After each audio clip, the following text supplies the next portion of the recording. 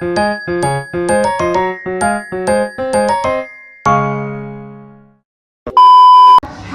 friends! Today we'll explore how sounds are made with a rain stick, with a cardboard, beans, skewer, and glue. Let's start! Step 1. Roll the cardboard into two and glue it. Step 2.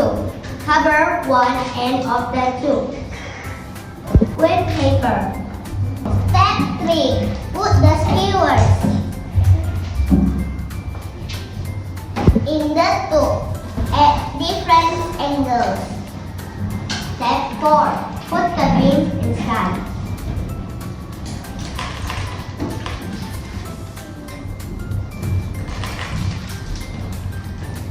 Step 5. Cover the other end.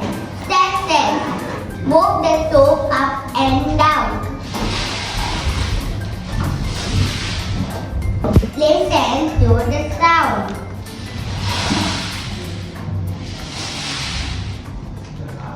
Skewers throw the beans to make a soft sound like a rain. Different shapes and fillings make